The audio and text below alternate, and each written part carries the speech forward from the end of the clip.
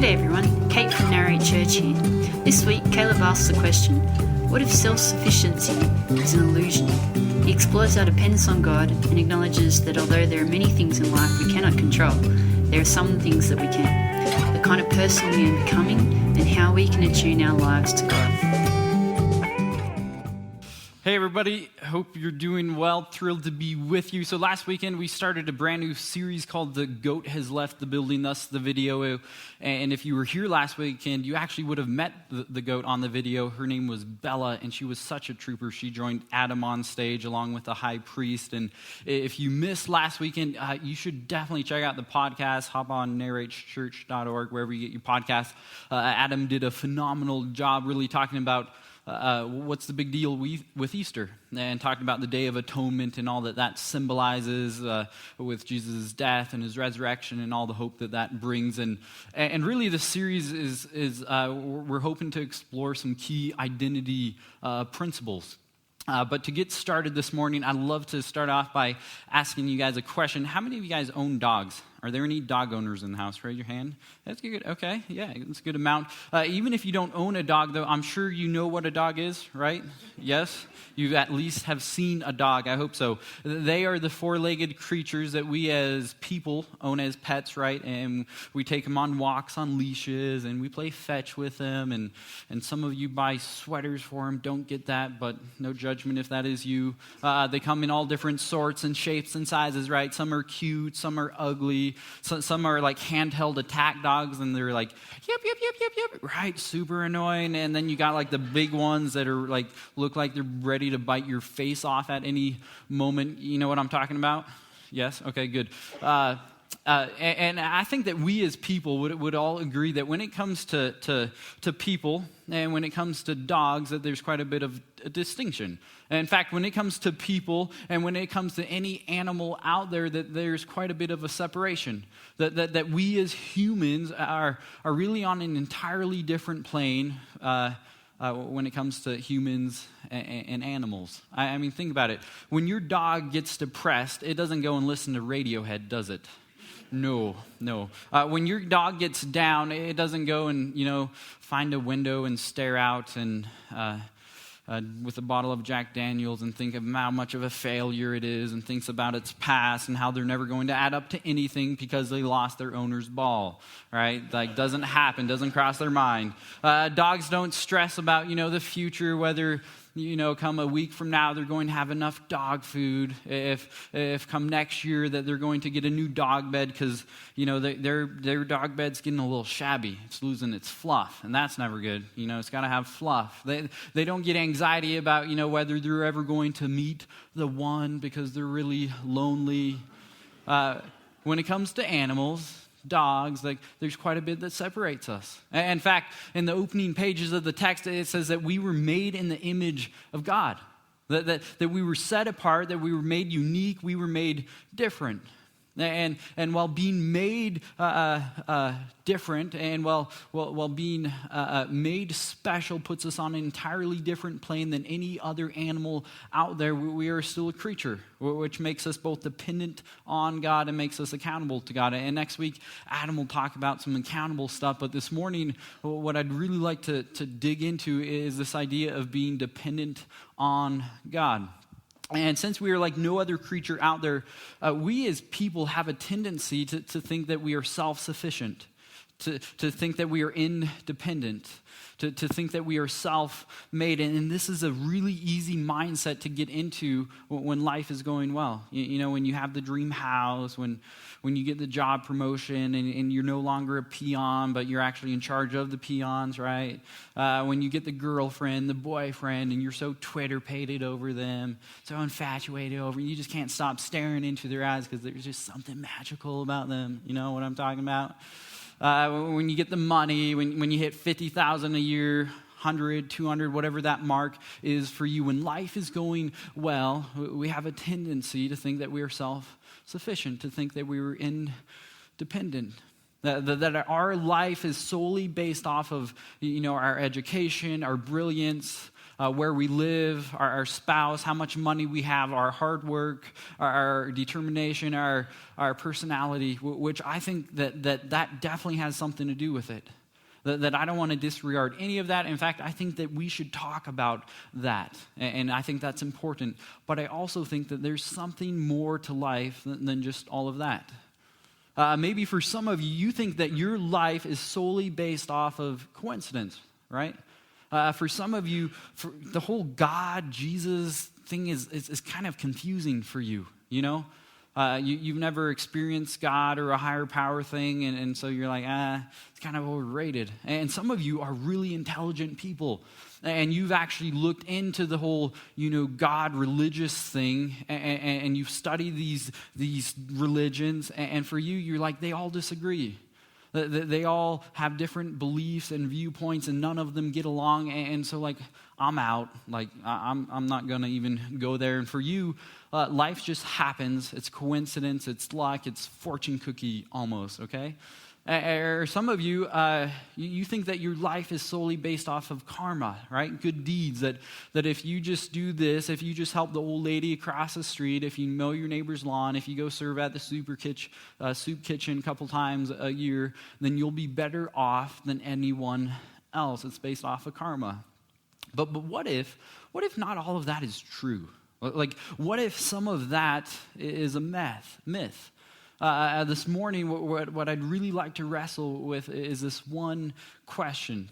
And the question is this, is what if self-sufficiency is an illusion? What if being independent is false? What if there is more to life than just hard work and brilliance and where you live and karma and good deeds? What if there is something more out there? We as people have this thing that is really easy to find. It's easy to find deep in my psyche, in your psyche, and this thing takes on all different forms. But one of the forms that it takes on is similar to the XY graph. So you guys are going to enjoy my artist skills. So here's how the XY graph works. We got Y over there, right? We got X over there. Here we're going to do the good life. Never went to art class, sorry guys. Here's how it works. If you do this, then that person's going to do that, right? And if you move here, then of course this will happen. And if you get this job, then of course this dream will come true. If you're a Christian, it might sound like this. If you go to church this many times and memorize this verse, then of course God's going to do this. And the natural result for your life is going to be what? It's going to be up and to the right, baby, right? The natural result is going to go like how you want it to go. Like that's logical, right? But me and you both know that's a lie. That your life, my life, doesn't always go up and to the right, does it? Recently, I was talking with my therapist, and I do have a therapist, by the way, and it is fantastic. All of you should go to therapy, but that's a whole nother series message, so we won't talk about that. But I was talking with my therapist, and I was really just talking with her about some life stuff and talking with her about some stresses, some anxiety, because I get stress and anxiety. I don't know why, and you do too, probably about, where am I going to be at a year from now, 3, 5 years? Am I headed in the right direction? I was talking with her about some family stuff and relationship stuff, because we all know that can be messy sometimes, and was talking with her about some emotional stuff of, how one week I can be feel like I'm on the mountain, and I'm like, yeah, this is awesome. And then the next week, it feels like life is crashing down. I'm like, am I doing anything right? Am I headed in the right direction? What's happening? And was really just vomiting life on her. I was like, here you go. What do you think? And the whole time I was talking with her about this, she thinks I'm a nutcase, by the way. I was like, how do I get this? How do I get the good life? How can I control my life? Because this is what I really want. And she looked at me and she said, Caleb, the journey of life has lots of ups and downs and twists and curves and bumps and uncertainty. Caleb, this is the journey of life. The journey of life, it's not easy, and it's not safe, and it's not predictable, and there are things that are out of your control. Caleb, the journey of life isn't always up and to the right. And if you think that it is, you are living in a lie, you are living in an illusion, and you are damaging yourself, and you are putting yourself in a box, and you're not only damaging yourself, but you're damaging other people around you, and you're keeping yourself from moving in a forward direction. Caleb, this is the journey of life. Lots of uncertainty and problems. And I was like, wow. Thanks, I'm glad I see you an hour every week and pay you money. That's happy, right? But it's kind of true, isn't it? Like the journey of life is kind of messy sometimes. It doesn't always go the way that we want it to go. There's a story in the Bible, actually, that really captures this idea of the ups and downs in life. And it's about this group of people that lived way back when, and we read about them in the book of Exodus. And in the book of Exodus, it says that they were slaves for hundreds of years in this land of Egypt, that Egypt held them captive. And eventually that God liberates them, that God sets them free, because God is in the liberation business. He's all about setting people free and getting people headed in a forward direction. And so God gets them out of there, and they're wandering in the wilderness, headed to this new land. And shortly after they get out of there, they begin to grumble and complain to God and to Moses. Moses was really their head guy, the guy that kind of took charge of leading them out of slavery. And so they begin to grumble to Moses, and they cry out to God that they need provision, they need some food. And so in Exodus 16, God hears their cry, and it says this: "When the dew was gone, thin flakes like frost on the ground appeared on the desert floor. When the Israelites saw it, they said to each other, 'What is it?' For they did not know what it was." What is it literally translates into manna. Moses said to them, "It is the bread the Lord has given you to eat. This is what the Lord has commanded. Everyone is to gather as much as they need. Take an omer for each person you have in your tent." The Israelites did as they were told. Some gathered much, some little. When they measured it by the omer, the one who gathered much did not have too much, and the one who gathered little did not have too little, just right. Everyone had gathered just as much as they needed. Then Moses said to them, "No one is to keep any of it until morning." However, some of them pay no attention to Moses. They kept part of it until morning, but it was full of maggots, that's gross, and began to smell even worse. So here we have this group of people, and they're headed on this journey, headed to this new land. And they cry out to God because they need provision. And so God hears their cry, and he gives them provision. He gives them enough food for the day. But for some of these people, that wasn't good enough. Provision for the day wasn't okay. In fact, they needed security. They needed guarantee that they wouldn't have just enough food for the day, but that they would have enough food for the next day and the next day and the next week. They wanted security, and so they began to stockpile and hoard as much food as they possibly could get. And the guarantee for them was that it was going to go bad, that it was going to rot. Really, God's way of saying, "I will give you enough for the day." We'll continue on with the same group of people, and they're on the same journey. And in Numbers 9, you'll notice a pattern throughout these, by the way. So Numbers 9, it says this: "On the day the tabernacle, the tent of the covenant law, was set up, the cloud covered it. From evening till morning, the cloud above the tabernacle looked like fire. That is how it continued to be. The cloud covered it, and at night it looked like fire. Whenever the cloud lifted from above the tent, the Israelites set out. Wherever the cloud settled, the Israelites encamped. At the Lord's command, the Israelites set out, and at his command they encamped. As long as the cloud stayed over the tabernacle, they remained in camp. When the cloud remained over the tabernacle a long time, the Israelites obeyed the Lord's order and did not set out. Sometimes the cloud was over the tabernacle only a few days. At the Lord's command, they would encamp, and then at his command, they would set out." Here we have this group of people, and they're headed on this journey to this new land. And so God gives them some guidance, some direction by the way of this cloud. And so when the cloud would move, this group of people, they'd pick up their things, and they would head the direction of the cloud. And when the cloud would stay, it means that they would stay and they would camp. Sometimes the cloud moved every day. Sometimes it didn't move for days. There was no 6-week calendar of when or where the cloud was headed. There was no itinerary. There was no agenda. It was just move, you move, stay, you stay. Really God's way of saying, I will give you enough direction for the next step. So see, on the journey of life, we have enough for today. On the journey of life, we get enough direction for the next step. We'll move on a couple of chapters to chapter 12. So here we have Miriam, who is Moses' sister.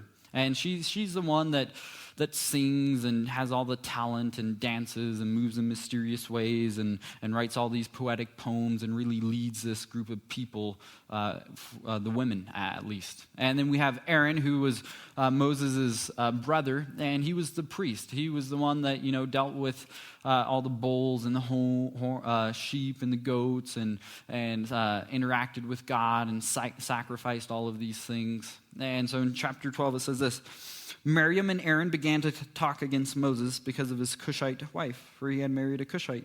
You know where the land of Cush is? It's Ethiopia. And so Moses married a black woman. And Miriam and Aaron have a problem with this. They don't like this. But instead of going to Moses about the problem that they have, they go behind his back. Moses' closest friends, family, community betray him. But that's just the beginning. It says this in verse 2. Has the Lord spoken only through Moses? They asked. Hasn't he also spoken through us? So in verse 1, it looks like that they have a problem with who he married, right? But in verse 2, we really see that they actually have a jealousy problem. That they are jealous of Moses' leadership and the position that he is in. That they are insecure and discontent about themselves and that they want more privilege and more opportunity like Moses has. So you see, on the journey of life, you never know what relationships might go under turmoil, do you? You never know what loved one might leave you. You never know if your marriage will always be as good as it should be. There's no guarantee that the friends that you have right now are going to go the distance with you, or if they're going to turn out not to be friends at all. We'll just keep going on the journey. This next one, if you're a leader in any capacity, this is one of the most hurtful, damaging things that can happen to you, as you'll see. It says this, Korah, the son of Ishar, the son of Kohath, the son of Levi, and certain Reubenites, Dathan and Abiram, sons of Elub, and on the son of Pelth, became insolent and rose up against Moses. With them were 250 Israelite men, well-known community leaders who had been appointed members of the council.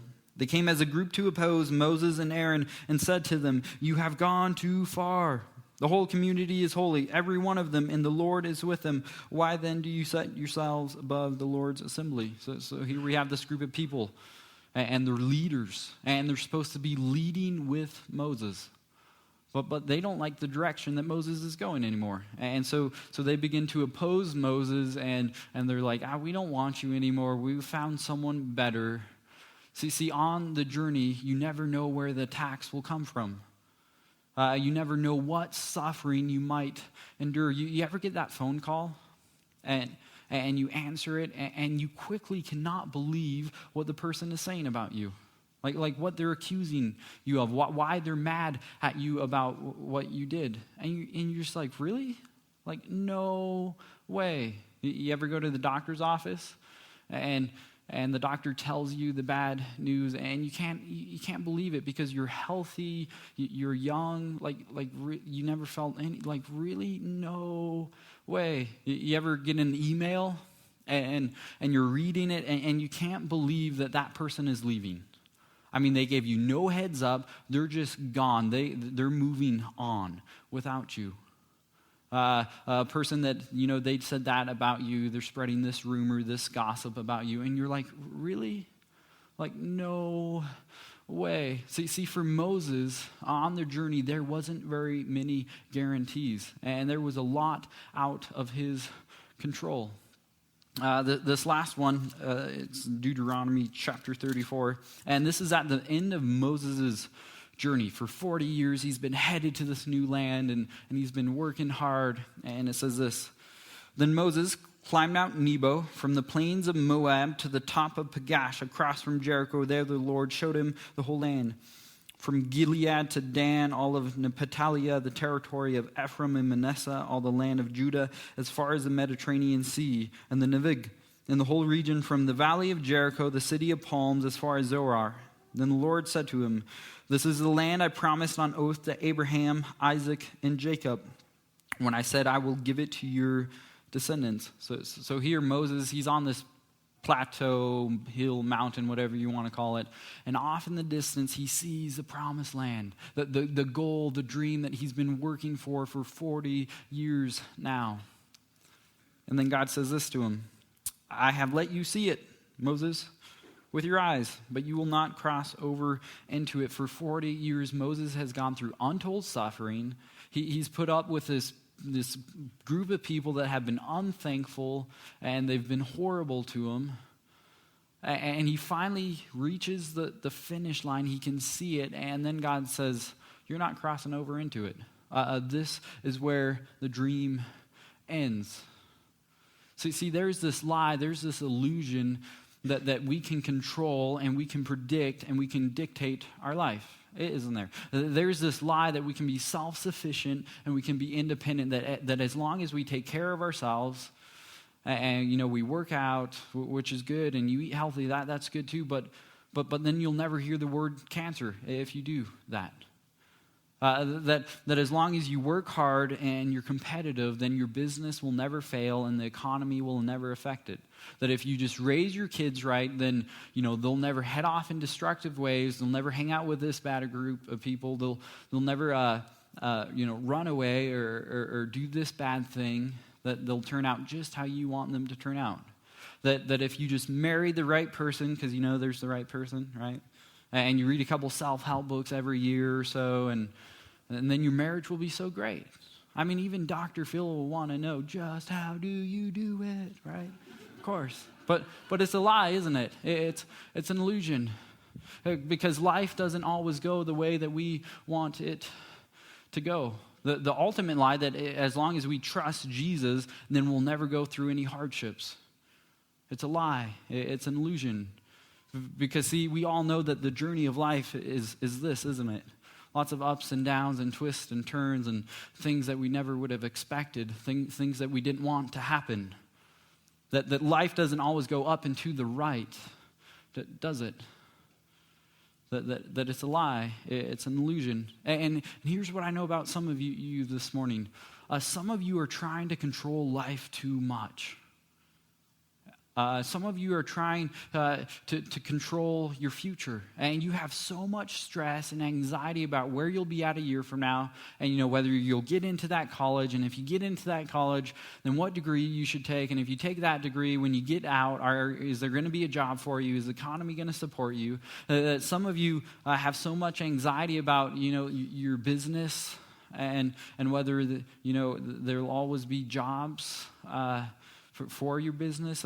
Some of you have so much anxiety about your kids because now they're teenagers, and you have friends who have kids that are teenagers, and they're horrible, right? And you don't want them to turn out like the Nelsons. No one wants that. And so you just have so much anxiety about your kids. And every time they go hang out with this group of people, or they hang out with him or her, or they don't text you back, or they're 10 minutes late, like you bombard them and you try to control them. Some of you have so much stress about your marriage, and you try to control how the other person feels and acts, and you try to put life in a box. You try to predict and dictate and control your life. You try to be self-sufficient. You try to be independent.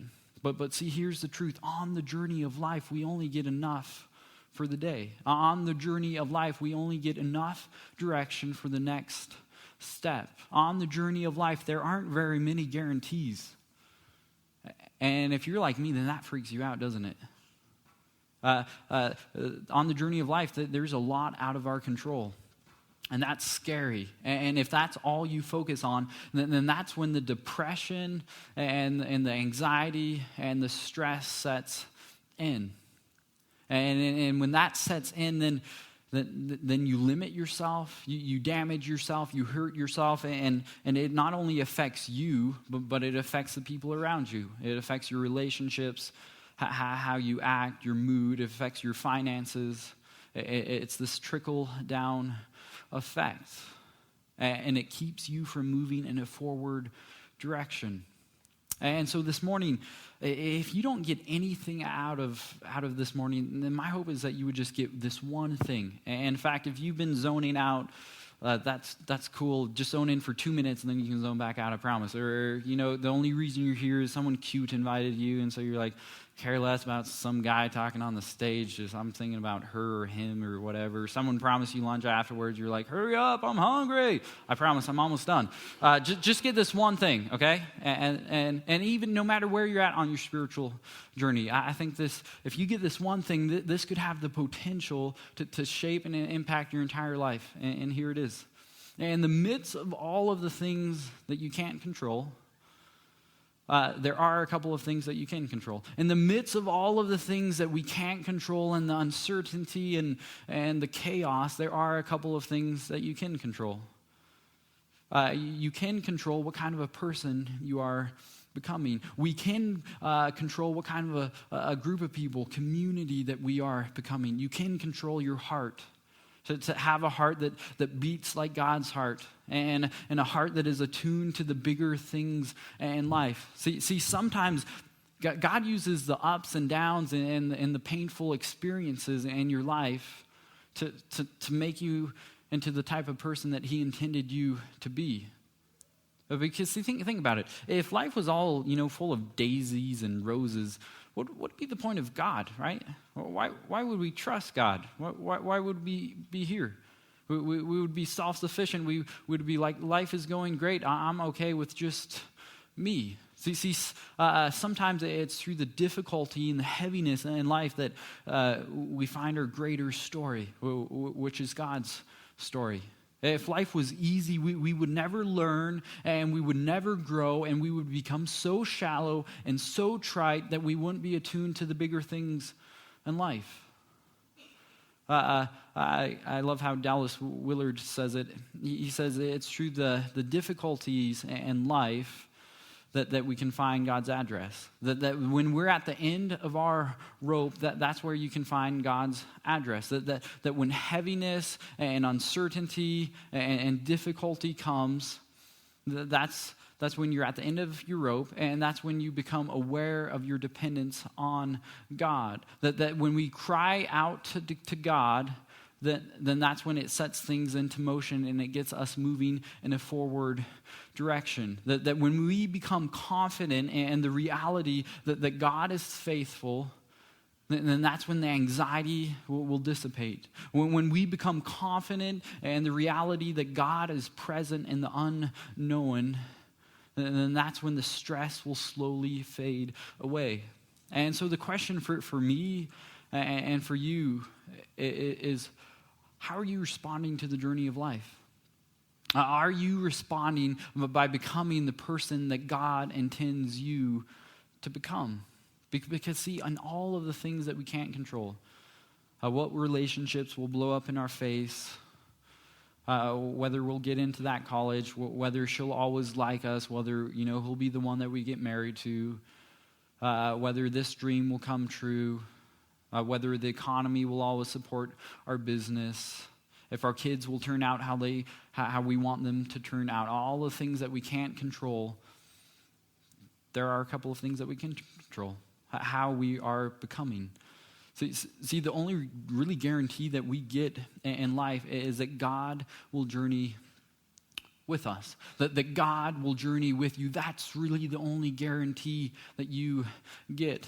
And God will journey with you no matter who you are or what you've done or what you haven't done or where you're at in life, that God will journey with you. And it's really God saying, nope, not going to clean that up for you.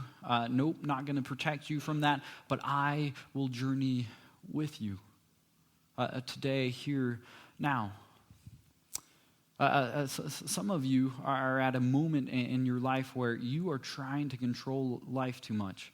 And you're trying to be independent and you're trying to be self-sufficient. and you're trying to put life in a box. Some of you have a relationship right now that you're trying to control. How they act, how they feel. You're trying to control a marriage, a dating relationship, friendship, whatever that is. My challenge is, what if today you turn that relationship over to God? That you surrendered that to God and you say, God, gosh, I've tried my hardest. I've worked hard. I've done everything that I think I can do. And so God, here's this relationship. Here's this person. Here you go. Some of you are so stressed out about your future, about where you'll be at a year from now, or whether you're headed in the right direction. But what if you turned that to God and gave that to God? So some of you applied for a job, and you've applied for this job many times, and it's a teaching job, and you're like, I'm a teacher, and if I don't get this teaching job, then what am I going to do? Because this is what I do, this is what I love to do, and I need to pay rent, I need to pay the bills, and you have untold anxiety about it. Surrender that to God. Some of you, there's a circumstance in your life, a dream, and you want this dream so bad, and it's even a good dream, a dream that you think would be a great part of your life. But you want it so bad that you're compromising, and you're doing things that you wouldn't otherwise do. You're compromising your morals, your values. Do you need to give that to God and say, God, here's this dream? Because see, on the journey of life, God only gives us enough for the day. On the journey of life, he only gives us enough direction for the next step. And so really, my hope this morning for me, for you, is that we would have the courage to surrender to God our future. And this isn't easy by any means. Like, I don't have it figured out. I'm not even close. And in fact, it's a daily thing. But today we would begin this journey to surrender, to give God our future and the things that we can't control. And that we would become confident in the reality that God is faithful, and that God is present in the unknown, and that God will journey with you. And that God will journey with us. It's God saying, no, I'm not saying life's going to be easy. I'm not going to say it's going to be smooth or perfect. It's going to have some ups and downs. But I'm going to journey with you.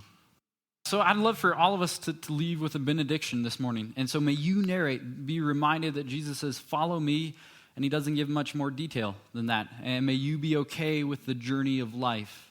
And may you be able to ask God about the things that you can control and the things that you cannot. And with the things that you cannot control, may you surrender those to God. And may you ask God about the things that you can control, and may you respond by becoming the person that God intended and created you to be. If you would like to engage further with Narrate Church, you can find contact information online, www.narratechurch.org. We would love to hear from you.